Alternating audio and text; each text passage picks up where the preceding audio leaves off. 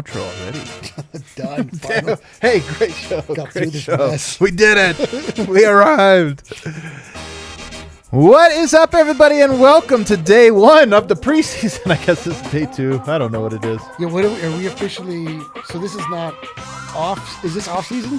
Preseason. This is preseason. Yeah, For yeah. sure. So it goes. The cycle of the NBA is off season, Yep. preseason, Yep. on season, postseason, Postseason. then back to off season. It's a cycle. And which one are we in We're again? preseason. It's a very short season. It's a very short one. Very excited for you guys today because it's the first day of training camp, and we've got the handsome. Oh, look at the energy. We got the handsome one out in San Diego, Harrison Wynn, who will be joining us a little bit later in the show to share with us what he learned at training camp. Hopefully, you know, the Nuggets. People don't know this as media. Most of your time when you're at a practice or game or whatever is just standing around. Mm-hmm. And so the latest from Harrison was that, you know, they hadn't quite done the media availability yet. So there's a chance we don't have an update from Harrison today. Is there a chance that Harrison's handsome level coalesces with the handsome level of San Diego much that we never see him again? Oh, totally. San Diego does feel like a peak Harrison spot. Dude, it's like it feels like a handsome epicenter. You know what yours is? Where? Boston, Fort Collins. Oh, you son of a bitch. I know you are now synonymous to me with Fort Collins. That's unfortunate, right. huh? Well, I don't know. I just I noticed that I was at a high level talking about San Diego, and then you ramped it down to talk about me. So I like Fort Collins. I think Fort Collins is great. Yeah, okay. I feel like I'm a Fort Collins 7. Fort Collins 7. My God. We're already off the rails. We're presented by DraftKings Sportsbook, America's top-rated sportsbook app. Download, use promo code DNVR when you sign up. Watch our bet show. Make your bets. Make some money. Have a good time. It's so much fun. Football season, I'm telling you, I prefer betting on football. It's just too much fun.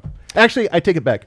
I don't enjoy football that much until I put the money on it. Then I'm like, oh, yeah, let's go. That is the secret sauce. It's the secret sauce. Any sporting event you're watching, you can find yourself immediately emotionally invested if you actually are financially invested. It turns out those are the same things. That is so true. Do you realize you're on ads duty today?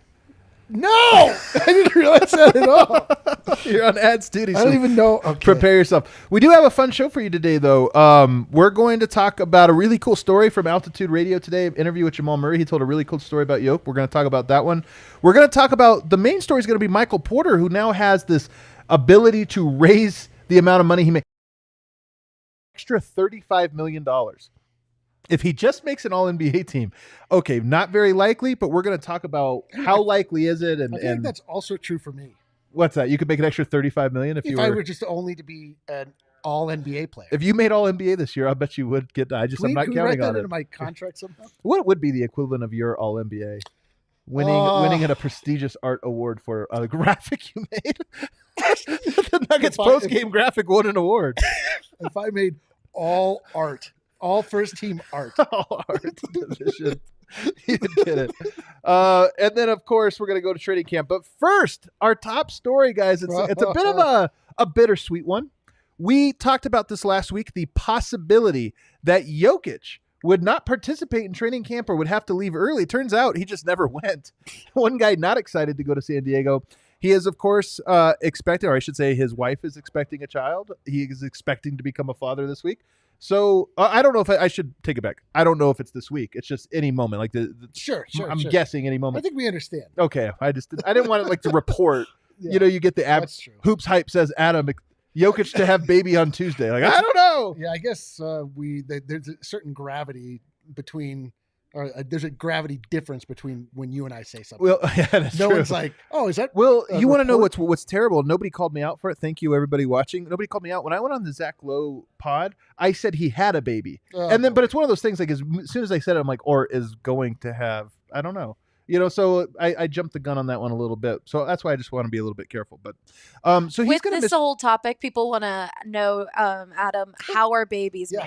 So since you're talking about it, why not? Wow, this is just to be clear. Before you say this, are you reporting this? I'm not reporting this, guys. Okay, I'm not. There are many ways. Sometimes that's the top story today. This is when you're here. You're just so distracting. I don't care. Usually like Harrison vote, they keep me on, and now you're just over here. Listen, I'm the wild card, bro. You are the wild card. There's a lot of wild card going on. I'm here to have a good time. Yeah. And unfortunately for a long time, you're also here for that. So it's a real double whammy. No, but the question is, Eric, in all sincerity, like, of course he's going to miss when he's having a child. Like, this is not he shouldn't be there. But, there is no facsimile for Yoke. He's one of one. And he's especially one-on-one on a team that doesn't feature a center. I mean, Peter Corneli, but they're in Tarek Black, neither of which have anything remotely resembling Nikola Jokic's skill set. And so much we talked about, holy hell, the bar has got to be loud down here tonight. What's going on?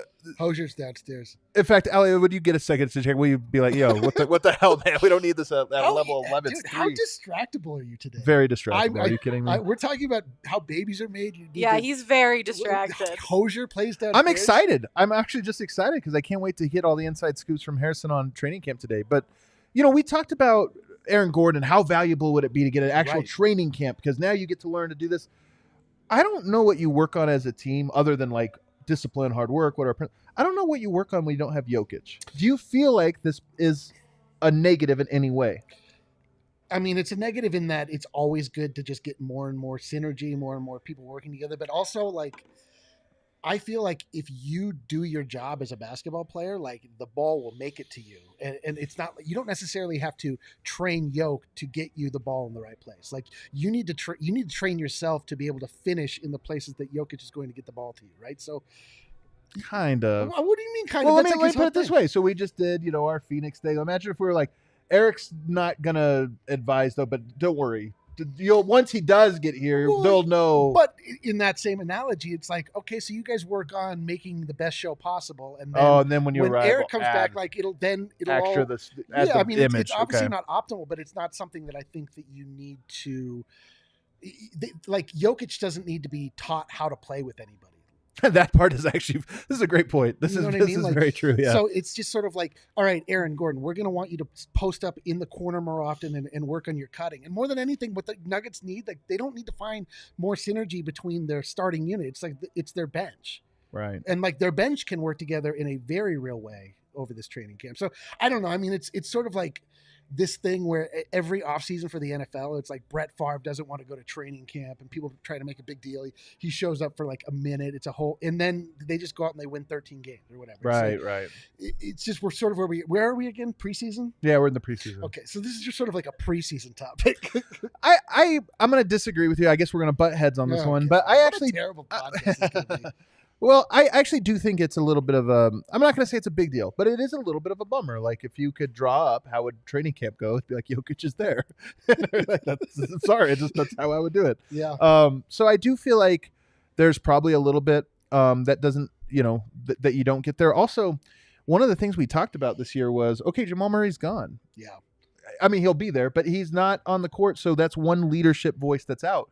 You take Jokic out again, it's like, okay, that's two leadership voices. In fact, your top two guys that are out. So what is the leadership dynamic? What is the chemistry dynamic? I think all of those things just get delayed a little. It's not a big deal. It just gets delayed a little. Well, to your point here, I think maybe it's valuable to sort of allow the parts of the team that aren't being led or that are generally being led to sort of like find a little bit of their own. That's a great point. To be able, just because, know, like, just because Jokic isn't going to be on the court all the time. Right. We've talked about him potentially resting and hopefully management a little bit this season. So maybe it's sort of like time for the Nuggets. And we saw it down the stretch a little bit, but they got to figure out what they can do, outside of just being the teammates of Jokic. Yeah, that's true. Jokic and the supporting cast. It does make you wonder, Michael Porter's obviously a fantastic player. You look at training camp and I go, he's the best player at training camp. Michael Porter? Who's the best player at training camp? Yeah, probably Michael Porter. Peter Corneli.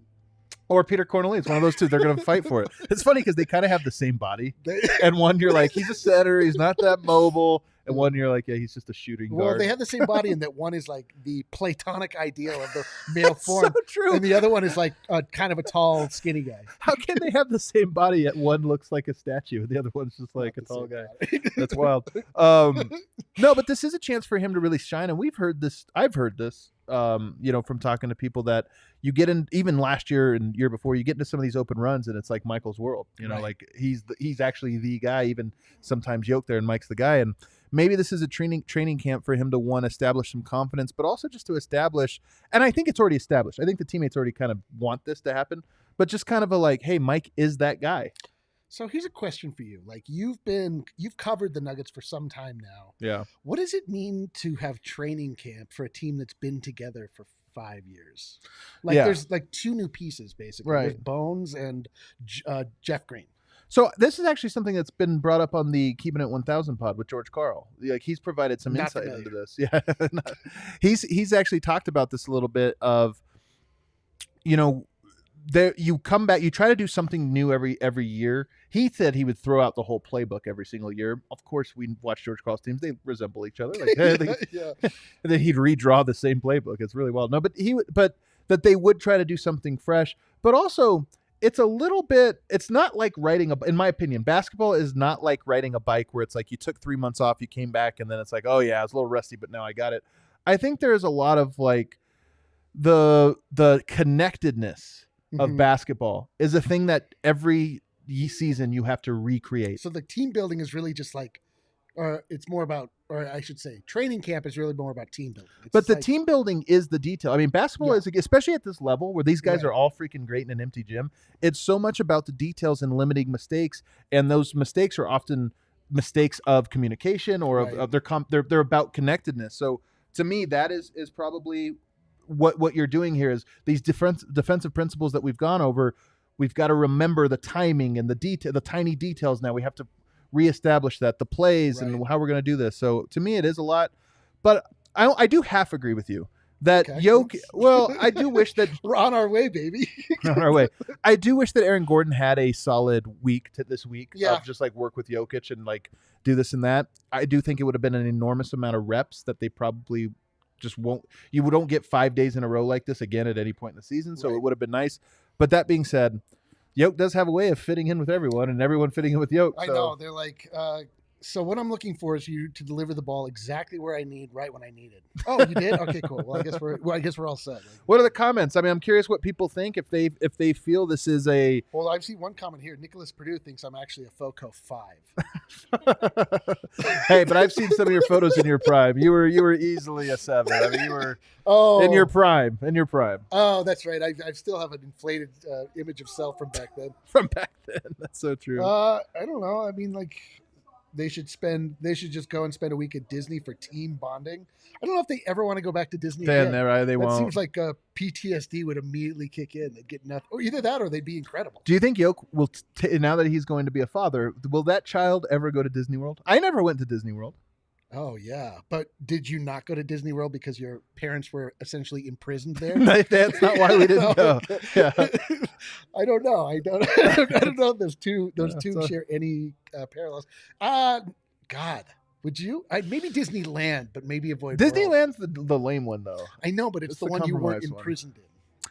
I feel like I can usually separate these types of things. Can you? You're able to not. I'll tell you a quick story, and I'm not going to give any of the details. I once spent time in jail in New Orleans. Sure, That's one time. Guess what? You can't not give all the details. Are you kidding me?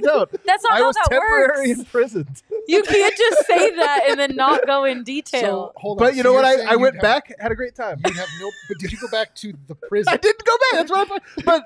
But Jokic is not going to go back to prison. He's not going to go back to the the bubble. To the Grandestino? The Grandestino. He's not going to be there. He might spend time in the yacht club. He might be in the yacht club. Okay, he's elevated. We've got people saying Jokic's baby's going to come out 3 feet tall. It's true, man. Yeah, it's true. And it's going to be like an incredible, not athlete. That's not the word I'm looking for. It's going to be so coordinated. Yeah, what is he's a skill elite? Oh, what? You're usually the one that's good at coming up with names too. That was a really bad attempt at a nickname. Well, I wasn't a nickname. I'm just trying. Like he doesn't possess athletic capability. He possesses supreme skill. So I don't know what you call what's Bowlwell? Is that an athlete? Yeah, that is a good question. I feel like this is what I've always said about golf. Anyway, we're getting too far afield. I've always said golf, what a tremendous athlete. No, that doesn't make sense. It doesn't matter. Skill. I just came up with Allie, let's move on to Jamal Murray. Had a great stories on Altitude. I highly encourage everybody to go find the interview with Jamal Murray and Vic Lombardi. Vic, of course, our homie and friend of the show, but also the OG. great interviewer. He had Jamal Murray on, and he told a bunch of great stories. But one I'll play as a teaser for that. One I'll play here, which I think I've never heard before, and it's a great one. Go ahead and roll that one. So we're playing Utah at home, like first game, one of the first few games of the season. And Joker, he's got 47 right at this point, right? Against Gobert. And I remember that. Yo catches, it's a close game too. Yo catches the ball on the block. And they're trying to like send like half help, like, or like try to send a double team, right? And Gobert goes, no, I got him. So Yoke has the ball. He goes, brother, I have 47. I was like, oh, you're a savage, bro. Oh, that is so good. So it's like, guys, like, they're pride. They want to guard one-on-one, but he has like, how much do you want him to, like, what do you want him to do? What else do you want him to do? In the nicest way possible. Brother, I got 47. You're like, brother, I have 47. I love that one, man. Yoke, and I don't even talk, does it? Yes, it does. Does. That's like smiling in your face as you slowly put a knife in the back. That's so beautiful because it's not bombastic like standard trash talk where you're like, oh, you come get some of this. You're just like, dude, what are you talking about? Like, I've systematically ended your career. Yeah. And I love that. Especially when somebody's like, don't help me, guys. I've got this. He's like, listen, you do not have it. Someone help you. Yeah, you should. That was a good idea when you guys were doing this. Don't wave them off. Like, I hate to be in your huddle right now, but you need help, man. He was absolutely in his bag in that game. And I even remember the confidence and swagger he had. Because you remember that game they took Gobert off him. They're like, you cook Gobert so many times that we're going to try, was it Boyan? That was the day game. It was like a day game. It was a day game. I don't remember that detail. I do, because we absolutely cooked the Utah Jazz. That was, I believe, the foundation of the Smuggets. I do believe that was the day. Damn it. I do believe that was the day where I was like, you know what? Like, I don't know that there's anything we can do or say that's going to knock this train off the rails. And it turns out we talked about it, and then we injured Jamal Murray almost directly. Did. Really, what a bummer. You know what? Another game you just, again, I don't want to say you forgot. It's just that you go back. I was going back and watching the highlights of all the playoff games just to kind of refresh the memory and this or that. Game 6 of that Portland, Michael Porter was really great, awesome. There was a good game. Denver kind of down. Jokic took over that game in a total like, no, guys, this is over. And it was the three he hit in Nurkic's eye where Nurkic actually well contested him 5 feet behind the line and it didn't matter.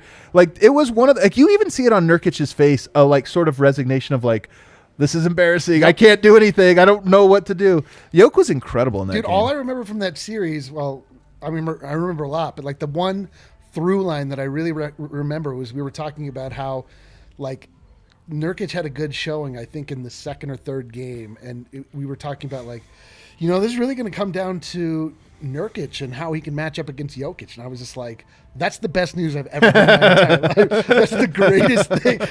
Like, let's go ahead and book the second round if that's the case. And you were right. And behold, like, all he did then was just like, absolutely end all doubt. It definitely ended all doubt. Let's hit our first break. On the other side, we are. Get yourself ready. On the other side, we're going to talk about Michael Porter, who now has this extension that could become an even more massive extension should he hit All-NBA this year. Not likely, but we'll talk about what it'll take and who he's competing with. You know what else we'll talk about? What will we talk about? Hassel cattle, Adam. We're going to talk about hassle cattle and marbling. I don't think this is right. Are you right? Are you sure? I don't know. I don't know if I'm right at all. You tell me. He just chose his favorite ad read to do. Yeah, that's a pre. You see how it says pre-roll? If you actually go to the bottom, you see the tab and it says Nuggets. A lot easier. This is a thing I actually made for Adam made like an insanely complicated. It's so simple. I simplified the ad sheet. I did the work to simplify it. Does it not? It's say Tuesday mid-roll. So Adam made a really complicated sheet. So anyway, so let's see. Tuesday pre-roll. You already got through that. Okay, mid-roll. Breck. Yep, there we go. Let's freaking go.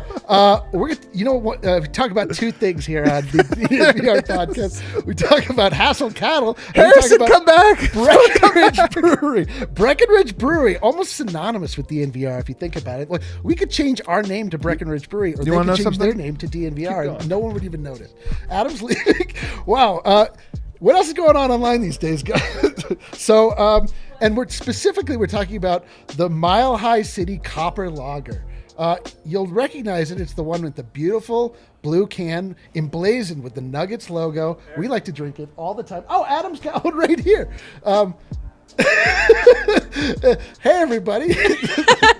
So this is the Eric show. So remember, now. supporting our partners is supporting us. You know that we love Breck beers. We love their seltzy.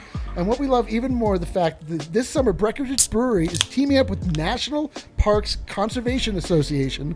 The tragic fires in Colorado were absolutely devastating. So Breck is donating 1% of all of their profits this summer to the National Parks Conservation Association.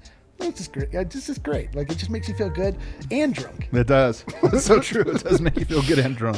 So check out Breck. There are people, as you know, you hear about them all the time because we love them so much and they love us. So what else? What else is next? I thought you said they are people. They are people. They are people. They brew beer, and we appreciate all of that. Speaking about this, made me want a nice, cool Avalanche Amber Ale. Did it? Yeah. Did it? Well. What happens next when we talk about ball? Makes me want some balls. So Ball. So Ball has been practicing diversity and inclusion for years, while many other major companies to do this. Talked about it, especially this one. He's so good. So, Jason here saying in D-Line's mind, just keep swimming, just keep swimming.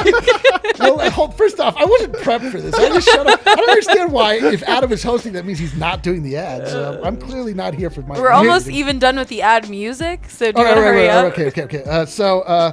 Talk about Ball. They've been a great partner of ours. Ball's been a great partner. They sponsor where the Nuggets play. That's true. Ball Arena. Yeah. They're an aerospace engineering company. They also make aluminum cans. They make a totally sustainable form of beverage packaging. This exact package could last longer than humans themselves. But the point is that like almost all of the aluminum that gets used for these cans gets recycled. So Ball is not just looking to make the earth a better place. It's looking to make their workplace a better place. Diversity and inclusion, man. as I was mentioning. Top rated. They are hiring for positions at their Golden plant. You can text Golden to 77222 and you'll get linked to open positions. You can also go directly to jobs.ball.com and search Golden. That's jobs.ball.com and search for Golden, or simply text Golden to 77222. Dude. You did it, man. Thanks, man. You did it. That was so great. That was really rough. It's so nice to be supported, not only in life, but actually on these shows. That made people miss Online with D-Line. Specifically. It's going to come. Dude, it's not gone. We have a new green screen. A new portal into the internet. don't let him see behind the curtain. Oh, my God. So Michael Porter, if you guys didn't hear, he signed a max extension before training camp, just as we had all predicted. Maybe a little closer to training camp than we predicted, but lo and behold, he is locked up 5 years. We talked about this yesterday. 5 years, no player option, and this is the big thing. There's no player option, and why that is important is that Denver, in the NBA nowadays, if you get a 4-year extension, that really means it's only 3 years, because then you're going into your 4th year, teams look around and they're like, hey man, are you going to stay or are you going to go? And if they don't answer, or if they say no, you get traded, right? Nobody wants to lose a star talent for nothing. The other thing about a player option is that it means that they will opt out. They will opt out, yeah. 100% of the time. Unless something terrible happens to them, like they're injured and out for a year, and then they pick it up, and you're like, well, we don't have him available. Is there a team option, or is just no, straight? There's a straight nothing, which is fine. Like, look, a team option would have been even better from the Nuggets' perspective, but I don't think that's realistic. I think you were looking at just getting the no player option. So Denver has him for 5 more years after this. That's 6 more years of Michael Porter. Now, that last year... 6. Yeah, well, that last year now, okay, that's the year where you ask him, like, hey, man, you thinking about re-upping? Or so now we're talking 5 years. But that's the difference between had they had that player option, you really were talking about 4 years. So I do think it's a really meaningful detail. But here's the math on it. It is $172 million. It was reported as 207, of course, but it's really $172 million unless Michael Porter can earn All-NBA this season on his rookie scale contract, and then he's eligible for a higher max contract. That's a gap of $35 million. Nope, more than that. $35 million. Yeah, $35 million. That's a gap of $35 million.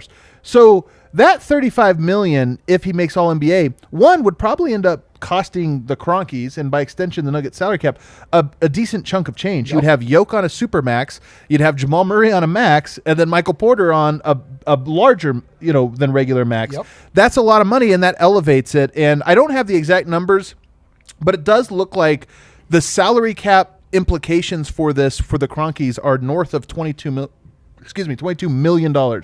Having an ambulance chamber over here. So north of $22 million. So when we talk about him hitting this number, like we're all rooting for it, because how awesome would it be if he's that? Might actually make the Nuggets more financially strapped going forward should it happen. Well, yes, because the luxury tax is a multiplier. Yes? Right, so it's a multiplier. If he actually becomes All-NBA this year, then that $35 million becomes then whatever that triggers into the tax, like the next year, the repeater. So do we have to root against MPJ? This is the weird thing. This is why like the money part of sports, it gets so weird, because then again, it's not our money, so what should we really care? We should just be rooting for him to be first team All-NBA and then be like, Kroenke, sorry, you just got to do it. But we know how the world works, and maybe you are weirdly rooting for him to be snubbed. Like he should get it, but he didn't get it. That's like perfect. Like you get a vote, and you're like, Can you imagine rooting against it for your own dumb interest? Oh my God. All right, but let's look at this. So right before we go into that logistics of this, Eric, if I just said, hey, do you think he's going to be All-NBA next year, first team, second team, third team, does it feel like it's somewhat likely, like super long shot, impossible? So before we go in through this. So what I have to do is I have to look to MPJ's greatest detractors. Okay. Because we are all members of MPJ's greatest support group, and so we have an inflated view of him. Totally. The people who have the worst view of MPJ all live in Phoenix.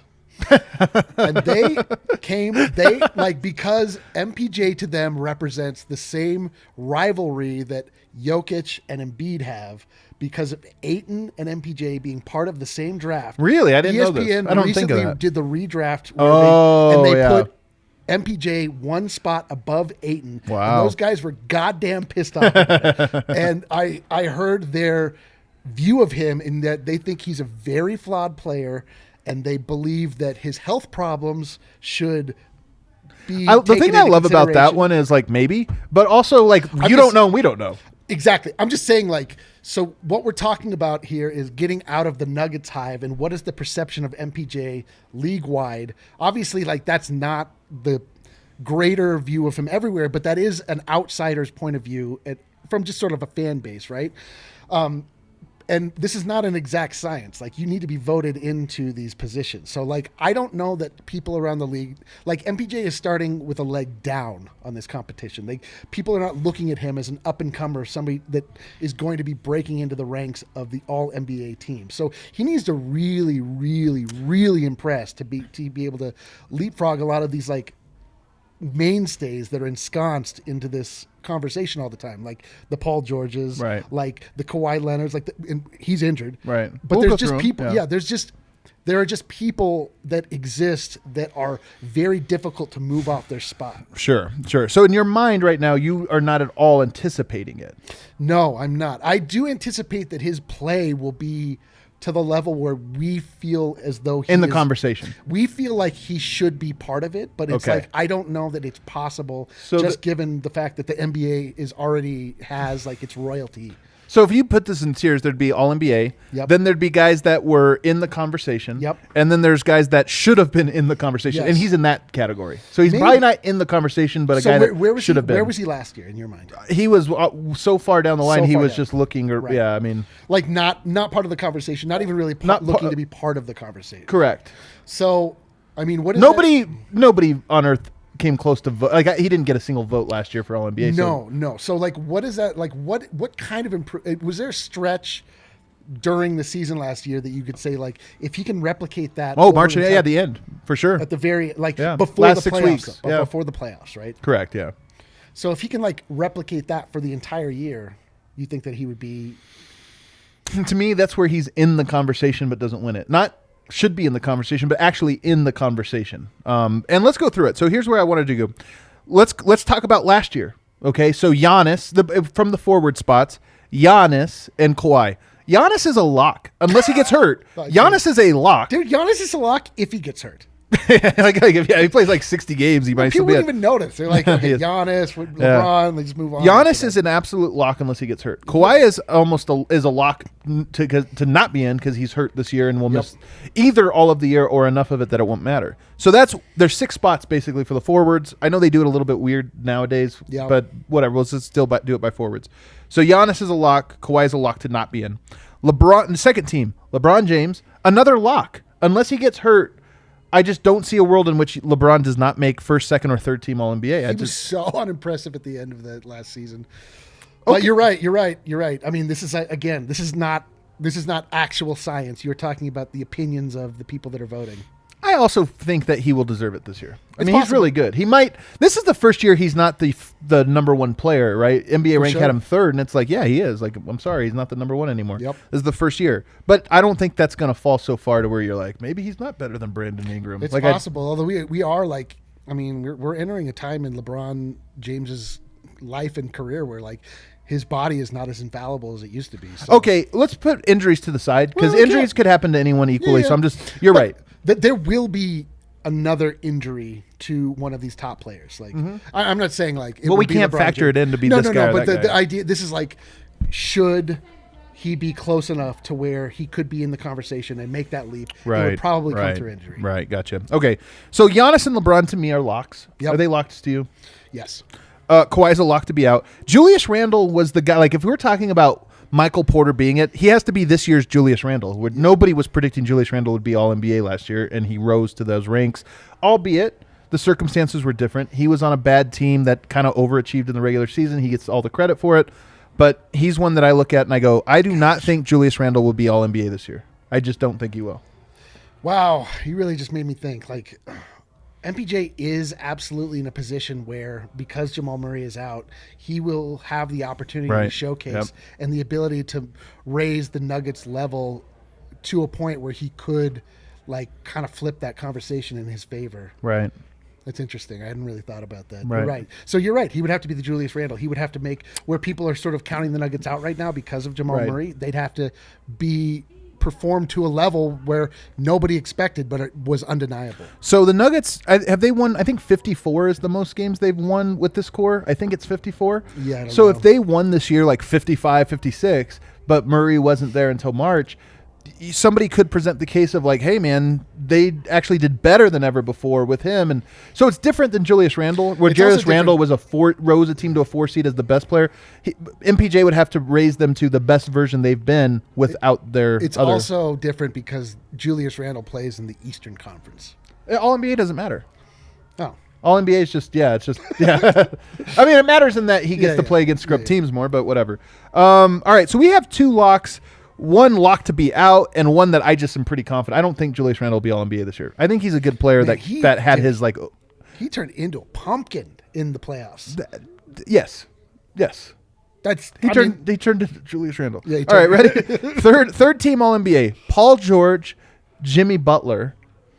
So Paul George and Jimmy Butler are here. Here are guys that I'm like, can Michael Porter have a better regular season than them? I don't expect it. But he could. Like, he's really good. Paul George is really good too. I don't know if Paul George wears down, if he gets tired, if the team's not doing that great, how he handles that. But Paul George is a definitively better player than Michael Porter right now. Paul George to me, as is Jimmy Butler. Those two, like Paul George seems more the lock than Jimmy Butler. He does more. He's going to score more. Jimmy Butler's points per game isn't always that exciting or impressive. Yeah. So I'm going to say not locks, but so clearly ahead of MPJ right now that it would be a pretty big upset for him to pass those 2 guys. So that's 4 guys that I think are clearly ahead that were there last year. Yeah. Now let's go to the guys that didn't make it. Jason Tatum. Yeah. That is the tier in which Michael Porter Jr. probably is not part of yet, but is like he's aspiring to be. He is aspiring to be a Tatum. Don't you know there's also this thing of like votes are always a year behind? Brendan? What? Yes, always a year behind. No, but voters are always like 1 year behind on what's happening. So Michael Porter could be great this year, but in people's minds, they'll still bringing. This is what I mean. Like he has to like be so impressive, and the Nuggets have to overachieve to such a level that it makes it. If there's a question, he loses. I will say there's a shot that I mean, I'm not the biggest Tatum guy. I'm a little, not a Tatum hater, but I just think that he's another one of these guys where if he was in New Orleans, it would be the Brandon Ingram effect, where we heard Brandon Ingram's name every damn day for 3 years. Then he gets traded to New Orleans, and we're like, oh, yeah, he's kind of not that great. He's okay. He's good, but he's not great. Yeah. I think Tatum is he's better than that, but he's still like that to me where I'm like, you tell me, oh, Tatum's coming to town. I'm like, oh, who else? Right. Because if it's just him, like, all right, we're going to smack the hell out of him. I'm like, okay, whatever. Yeah, he is good. I do like Jason Tatum is one that I do believe in. I don't know. But you're right. Okay. So Tatum, another one, Zion is going to be ahead of him for unless he gets hurt, which is another one. Like he had a surgery, so maybe he didn't have a surgery. He had like a very troubling surgery.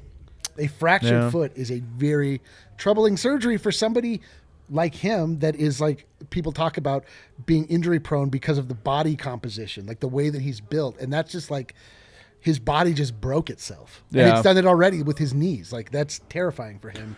Yeah. So I think for me, I'll go ahead and say Zion is like, if healthy, almost a lock to be voted Zion over him. He's really dominant. He's so dominant. He did look a little pudgy though, man. I mean, it's a little weird. Dude, this is the he did look. And the vibes in New Orleans are the opposite of immaculate at the moment, which is crazy because that's a city built on vibes. They are built on vibes. Kevin Durant, not all NBA last year because he missed too many games, but again. Lock. 60 games, he's a lock. Now that's a third lock. Yes. Zion is a near lock. It's just the health, I guess. Yep. It's just the health. So you have 3 locks and 4 guys now that we all think are likely ahead of, like almost certainly ahead of MPJ. Okay. So he'd have to really surprise. Chris Middleton. Coming off of an NBA championship. Yeah, I was just about to say, coming off of an Olympic gold medal and an NBA championship where he really single-handedly kept them in the series and won them some of those games. Like, obviously, Giannis is Giannis, but like the way that Middleton showed out that entire playoffs, like it was really like came down to him a lot. Like if the voters are in fact 1 year late, like it's hard to imagine them not rewarding him this year for what he did last. So I think he's another one that's ahead of MPJ clearly, and it would take a lot for him to surpass him. Like he'd have to really have a great season. Or Middleton would have a terrible one. Anthony Davis. Now here's the one that's the most frustrating to me. By all accounts out of LA, Anthony Davis is playing center this year. For the first time ever, he's going to embrace this. What are you talking about? He was a first team All NBA center. Well, this is what's so funny about it is you know that if Jokic and Embiid are 1-2 for center, you know he'll be looking at this and be like, I'm a forward guy. Like no matter what, he just wants whatever position will get him the accolade. But I think that the forward spot is most likely. I mean, they do have DeAndre Jordan and Dwight Howard, so they do have 2 centers. So I think that Anthony Davis is another guy that's just ahead of him. I mean, if he had a very unhealthy year last year, I think he tries to have a prove-it year this year. He's just ahead of. Yeah, and also you just are again in the minds of hearts of the voters. Like you get an LA bump. Just for playing in LA. You get a huge LA bump. Here's the one that I can't wait to see a reaction on. Oh, boy. Camera zoom in on his face here. No. Ben Simmons. Ben Simmons was an All-NBA player? No, but I'm saying he's a forward, and he is, in my opinion, currently, I don't know where he is actually, but he's ahead of MPJ as a ranking right now. I cannot think of another player whose stock has fallen so low. He's like he's like NBA Enron. There's a freeze on him right now on his thing. We don't know what the value is because there's a freeze. No clue. Like this guy, I don't know. Like it's crazy because the reaction to Ben Simmons has been so insane and so incendiary that it seems like he doesn't know how to play basketball in people's minds. Like, meanwhile, he's like a really great defensive player. I mean, he just clearly is not being used right. And whatever happened in Philadelphia, like they just stole his confidence. But he does know he has to get out of there to save himself. Like I think part of this with Ben Simmons is he knows that if he goes back to Philly, even just to save face and be cordial, that he will just be the worst version of himself. He's like, I can't go back there. Like every second I'm back, I get worse as a person. Our bartender, Darren, famously from Philadelphia, Allie as well, although she's not nearly as hardened and broken as maybe Darren. But like during the playoffs, he was like, if Ben Simmons ever shows his face in Philadelphia again, we're gonna get him. I was like, Jesus Christ, dude. And he's saying that from Colorado, like in a place where you actually have some perspective. The people who live daily in Philadelphia, no perspective. No perspective. They're over him. They wanted him out. Yeah, they want him out. They don't want him anymore. To say over him is an understatement. Yeah, over him is then they're standing over him with a knife. Okay, calm down. Did you see yesterday in the Peyton Manning, Eli Manning? He said that Eli Manning would say every time I would go to Philly, a 9-year-old would be giving me the double bird. That's why that picture's circulating. Yeah, amazing. A 9-year-old. Simmons is a tough, because here's the thing about Simmons. Let's say he gets traded today to Minnesota. Yep. And now it's Towns, like for Edwards or something. Simmons would crush it there, and he would easily be ahead of MPJ. Most places. Yeah. Well, I think you're right. You're right. For a regular season, you'll look at the numbers, you look at some of the net rating, you look at the stuff, and you'll be like, yeah, man, that's tough to compete with. To round out the show, I'll just give you a couple of other ones. Draymond Green, Jeremy Grant, Brandon Ingram. Some people I see putting in here like Trae Young and Luka Doncic. Those are guards. I'm just trying to do the forwards to compare like to like. Draymond, Jeremy, Ingram, I think he can pass all of those guys in terms of all-NBA voting. He's a better shooter than Brandon Ingram, whose best skill is shooting. He is... he's a better shooter than all but 3 guys. Yep. Jeremy Grant has a more well-rounded game. If MPJ can learn to use his length and athleticism the same way Jeremy Grant has on the defensive end and not just get cooked and not get targeted, then... he's clearly better than Jeremy Grant because offensively he's a million times better. And who's the other one? Draymond Green. Draymond's great, but like that ship has sailed. It's just tough to quantify. Yeah, I don't mean he sucks. So, it's just like he's no longer. So now that we've done this experiment, I think it's fair to say that it's not impossible that he's an All-NBA player this year, but that it's so unlikely that I don't think the Cronkies are losing sleep over that. They're like all... Oh, I don't know, 39, 500 million if you become an All-NBA. Like, oh my goodness, guess who just called in? Live from San Diego training camp, we have Harrison Wynn, but we're not going to cut to him first. We're instead going cut to him. No, we did cut to him. Well, Harrison. No, that is the preview. Oh, it's the preview. We have a pro behind there. Hey, come on. But Harrison, if he can see and hear us right now.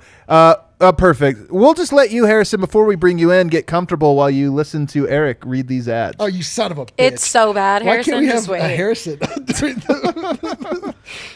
Let's see here. Okay, so let's see. Denver. Okay, the traffic log. Why did you exit out? I didn't, but I'm just cross-referencing. Oh my! He's trying to pretend like it's hard to read the sheet that I made. Like so easy to read. My 4-year-old can read this. Well, first off, I'd love to see that while on the air. All right, so let's see here. Are we doing Manscaped MMA copy? My goodness, I cannot. I don't know, believe. Man. Wow. Do you ever shave your balls? Oh my gosh! Being as bloody as a Nate Diaz fight. I'm reading this. Well, good news, because today's episode is sponsored by the official electric trimmer of the UFC, Manscaped, and they just released a 4th-generation performance package. Fellas, get your black belt in ball trimming and join the 2 million men worldwide who trust Manscaped by going to manscaped.com with the code DNVR. Man, am I wildly uncomfortable. The Performance Package 4.0 is completely upgraded the male hygiene routine, including inside you'll find the Lawnmower 4.0 trimmer, the Weed Whacker ear, nose hair trimmer, the Crop Preserver, ball deodorant, crop reviver, toner, plus 2 free gifts. Performance boxer briefs, and the Shred travel bag. So go to manscaped.com, use that code DNVR. You'll save 20% on all these fine products. You won't have bloody balls like the Oh my God. Listen, I didn't say it. I'm just reading it again. Why would you read it that part I don't again? know. I just want everyone to really hone in on that point. It's pretty important.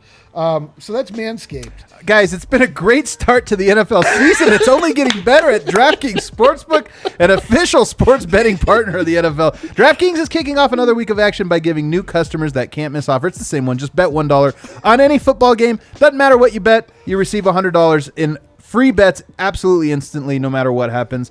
Football season's the best. They also have same-game parlays. We've been complaining about this for the longest. When are they going to get them? They're here. It's the best way to lose. Can I say this? The best way to lose, buddy. The same-game parlay. Dude. 10 times the fun.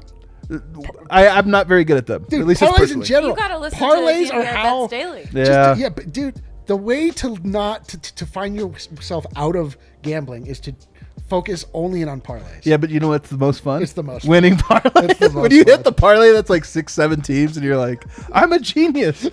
I imagine it's never actually happened. But you guys, DraftKings safe, secure, and reliable. And the best part, you deposit and withdraw your money whenever you want. Download the DraftKings Sportsbook app now and use promo code DNVR to receive $150 in free bets instantly when you place that $1 bet on any football game. That's promo code DNVR. Must be 21 or older. Colorado only. New customers only. Restrictions apply. See DraftKings.com/sportsbook for details. And if you have a gambling problem, call 1-800-522-4700. You know how I know? You looked at my beautiful ad sheet. Solace Meds is the one you should be doing here. Well, I agree. Or did he already have some? Yeah, he might have already had some Solace Meds here. You guys know we have a dispensary partner, and they are, of course, Solace Meds. 4 locations in Colorado. They got one right down the street. My favorite location, the one right down the street on Colfax, just east of the DNVR bar. Here's what's going on in September. A couple days left. Can America gummies, 25%. Strains tinctures, 25% off. Rockin' cartridges, 25% off. Glacier concentrates, 20% off. Just head into any location, use the promo code DNVR20, and you get 20% off your order and free Solace Bar or King Cone when you use that promo code. So check them out. They've got a cool shop too. Also, you can go on solacemeds.com, SOLACE meds.com. You purchase from there and then you just swing by and pick it up. Pick it up. In and out. In and out. You too busy to go pick up your own marijuana? I know. Can you believe it? All right, let's put in our headsets here and welcome in the man with the sea wind in his hair. It's Harrison Wind. Breeze, Harrison, can you hear us? Can you see us? I can hear you. I cannot hear him. Hold on. We got to pull some buttons behind the controls here and find out why Harrison is not with us. Maybe it's. Are you there now? Can you guys hear me? There you are. Now we have you, Harrison. All right. Well, I'm on the free hotel Wi-Fi at this Hilton, so depending on how this goes, I might have to upgrade to the $20 per day Wi-Fi. I think we can go ahead and do that. I'm going to go ahead and on the show approve that expense. So set the table for us. What was it like out there in training camp? Who all was there? We know Jokic wasn't there. What was the vibe like before we get to any player interviews? So that's really where I think we have to start. I get there. I walk up to the gym where the Nuggets are holding training camp at University of California, San Diego. Beautiful gym, by the way. I can talk about that too. Beautiful, sprawling gym, like 5 times the size of the Nuggets' current practice court. Right. But anyway, I get there, and I'm informed that Nikola Jokic is not here. He's not with the team. He's back in Denver. He didn't take the flight with the rest of the team yesterday afternoon here to San Diego. And we all know his wife is expecting soon. It seems like that baby Joker's coming any day now. So that's really the first big storyline. Nikola Jokic not here with the team at training camp. I mean, my conspiracy is he planned it perfectly so his wife would have the baby during the week of training camp so he wouldn't have to be out here. That's just a conspiracy. That's just me. But that's probably where we have to start. Yeah, Nikola Jokic not going to be at training camp, it sounds like. It's pretty remarkable. He's been able to parlay this baby into missing the Olympics. Like this is he's just need to be around for the full gestation of the baby. The babies are the excellent, the perfect out. I imagine this was a talking point, though, at training camp. Do you want to go player by player, person by person that you interviewed, or do you just want to get that topic out of the way about what it means that he won't be here? Well, I think the biggest thing it means, and it kind of goes into a bit of what Michael Porter Jr. taught out, there's going to have to be some other guys that step up just, from a leadership aspect, just from a playing aspect, because one of the storylines today, other than Jokic not being here, was it was a really sloppy practice. No way. We usually get this one on day like 3 or 4. We got this on day 1. Right. It was a very sloppy practice. Michael Malone made sure that we knew that today. And that was a big takeaway, because one of Malone's quotes today was, you remember how good of players Nikola and Jamal are. You know what though? Here's the thing with Malone. He is the master of pushing the buttons, right? Yeah. And I wonder if there's a little bit like, hey, Mike, big three. I don't know. Feels like we have a big two when they're not here. I wonder if there's a little prodding to the others. I don't know. Maybe it was just a bad practice. Well, I think it was probably a bad practice. That's what most people were saying. It was sloppy. You feel like that's how a lot of first day of training camps are, but usually the head coach isn't going to come out and say that. Like you said, Adam, he'll usually wait until like day 3 to say we had a really sloppy practice, but Malone got ahead of it and said it was really sloppy today. But I think there's a method to this, and I think he's trying to get something out of Michael Porter. So you agree with me? Yeah. Okay, I like it. I think he's like, look, Nikola's not here, Jamal's not here. We want Michael Porter fresh off signing this or agreeing to this max deal. I think he wants Michael Porter to kind of take control. Okay, I like it. I'm with that. I think that's a good. Again, this is the thing I never question Michael Malone on. Like he's too good at these things, So he is the motivator in that he breaks you down to build you back up, and then once you're broken, you're so broken. And then once you're rebuilt, like you just couldn't feel better. I feel like Michael Malone has broken me down, but he's never rebuilt me. Yeah. He just broke me down. I mean, I can relate, obviously, here in the office. But all right, well, take us into some of these. So did you get to watch practice for a little while? What did you observe, and then tell us about who you talked to? Yeah, we didn't watch much. I saw about a couple possessions of a scrimmage, maybe like 2-3 possessions. That's really it, and then that was kind of the end of it. What Michael Malone had to say, he pretty much walked through. Well, I mean, the other big news of the last 24 hours, Michael Porter getting the extension. So apparently that broke yesterday, right as the team was taking off on their flight here to San Diego. So the scene that I kind of got was everybody on the plane found out that the deal was coming through. Michael Porter was the last guy on the plane, apparently. So when he walked on the plane, it was kind of like a mini celebration there, a mini party just on the plane once he got on. So that was a cool moment. Malone kind of walked through that and then kind of said how, now it's on him to continue to improve and continue to get better. And that kind of goes into what I think was the other storyline today. Michael Porter, to me, seems really ready for this moment. He was impressive talking today. He's the only guy we spoke with, but he was really impressive, I thought, just in what he said, the confidence he exuded, how he talked about wanting to be a leader more. And I've got to think a lot of that has to do with Nikola not being here, Jamal being out. But like I said earlier, the stage seems like it's set for him to kind of take control of this team, at least, for this week. I love that, man. What a perfect timing for that as well, with that contract. And I love that story getting on the airport. Or on the airplane. That's really cool. So what else did he have to say? So you talked to him as a scrum, I'm guessing, everybody else? Yeah. Yeah, it was everybody. There's not that many people here.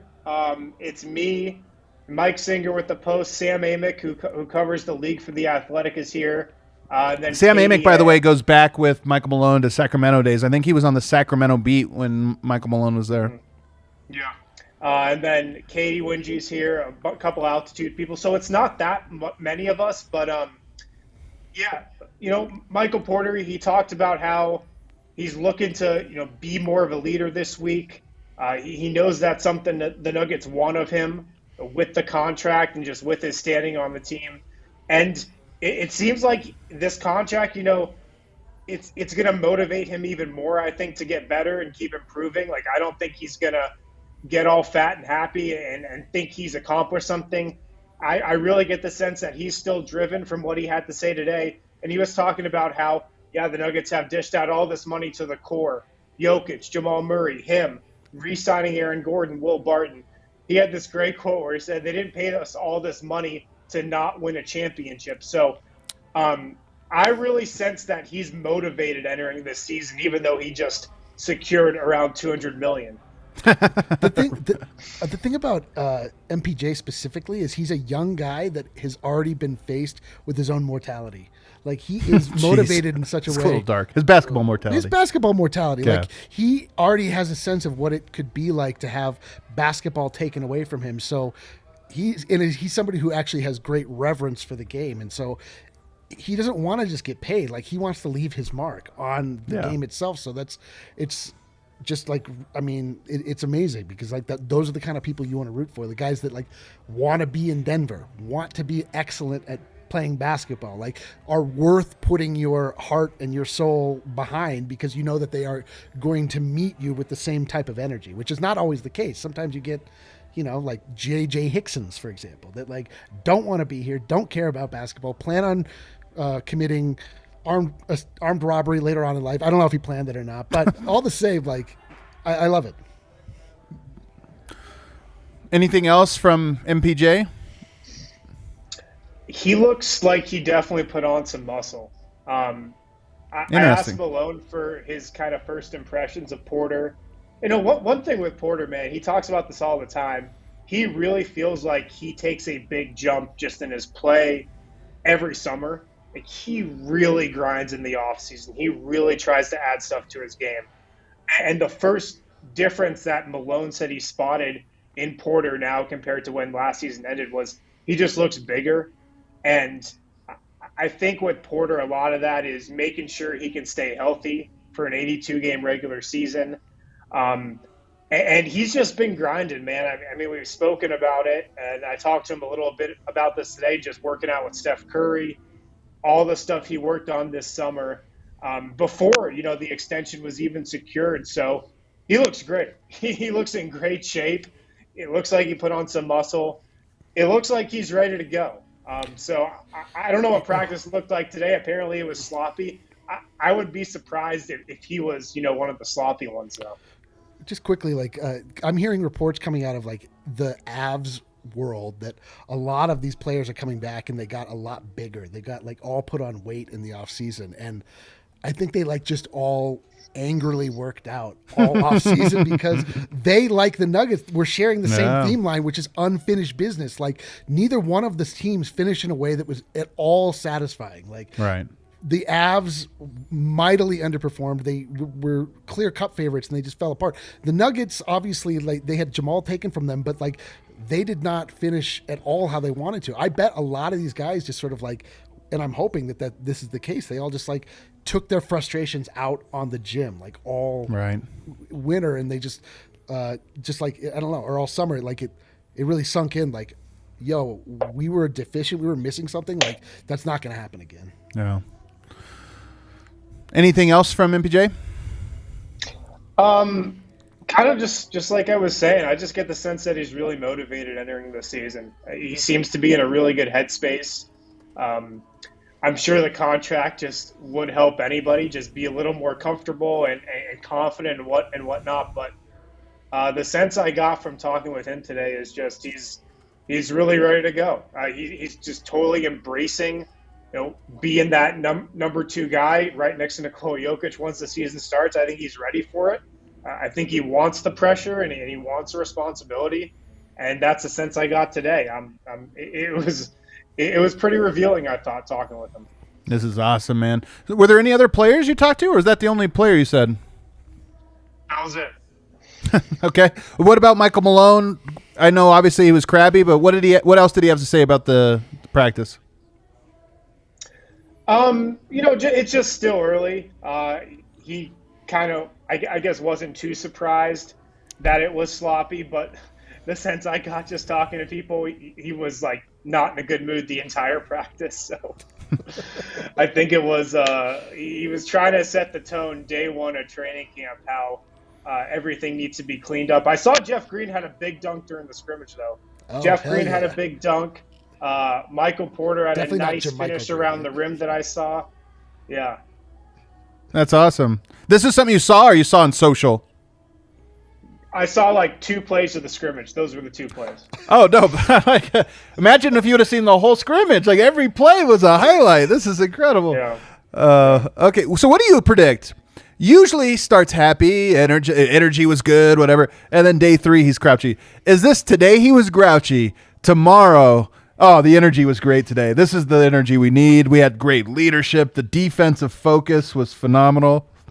Yeah, of course. Tomorrow is going to be a total bounce back practice. Absolutely, man. Absolutely. Yeah. Well, there you go. Any other anecdotes or notes that you feel are worth sharing? San Diego, man, is the mecca of NBA training camp. Really? Yeah, the Nets are there. So the Nets are at University of San Diego. The Clippers are at San Diego State, where the Nuggets were a couple years ago. And the Nuggets are at UC San Diego. So San Diego is, like I said, the mecca of training camp. Everybody's here. It's the place to be, I guess. This is, remember, we always like piss and moan about the Nuggets and it's because they don't have a facility or whatever. Some of these teams have facilities. Yeah. They're just like, it'd be fun. Road trip to San Diego. And I know the Utah Jazz, I think they're in Las Vegas. So maybe this is just the new thing and we'll build it into the budget every year. 5 guys to San Diego every year. Don't you feel this like gym in San Diego, though, this gym is massive, man. There's like 5 courts. It's like 5 times as big as the Nuggets practice facility. What is it? Like, why is it? Why are there 4 courts? Yes, you see San Diego even have a basketball team? I mean, they've got the facility to have one. Like, they bring all the bleachers back, and there's like 20 baskets. It's like crazy. Okay. I bet it's like primarily volleyball. Seems like big San Diego vibes.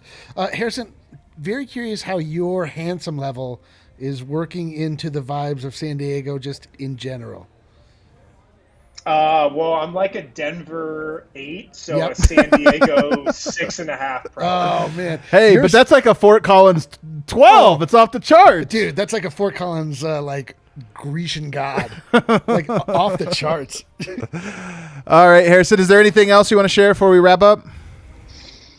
That's all I got, man. Hotel room looks nice. AC's working. All right, that is all you got. That's fairly okay. Receptionist was very accommodating. So Okay. I'm good. All right. Harrison, live from San Diego. Can't wait. We'll talk tomorrow, okay, buddy? I'm sure we'll talk in like 5 minutes, but on the show we'll talk tomorrow. That does it, everybody. Shouts to super producer Ali filling in for Kale today. We will be back tomorrow. Vogt will be back in studio with us. Day 2, we'll have even more takeaways to discuss both before Harrison hops on and then also after when Harrison hops on to share with us what happens in game 2 in day 2. I can't wait. I thought the show went pretty well. I saw the fear in your eyes when it was just you and I. Also, do we need Kale? Allie, much better. A lot of people joined the live stream right when you were talking about bloody balls, and the comment section was very concerned about what was happening. It was tough. It was tough. Listen, I'm not here to make friends. I'm not here to read ads. Well, you've done neither. You've done neither, so we're in luck. The fact that Adam had to just pick it up and end it. We didn't have to. I had to. If we wanted to maintain our sponsors, I had to. Yeah. Everybody, thanks so much for listening, guys. Don't forget, check out the DNVR bar. One of the things we kind of want to reiterate over the next several weeks, we're going to have like the games on Monday. Come out and watch it. With Nuggets play on Monday, come out and watch it with us. We'll be here.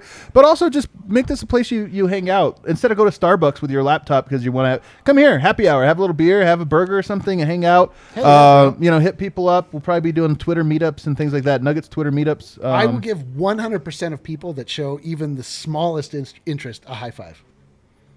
I mean, I'm here every day. Wow. You want a high five? What a selling point. So, yeah, get on down for that. Thanks, everybody. See you guys tomorrow.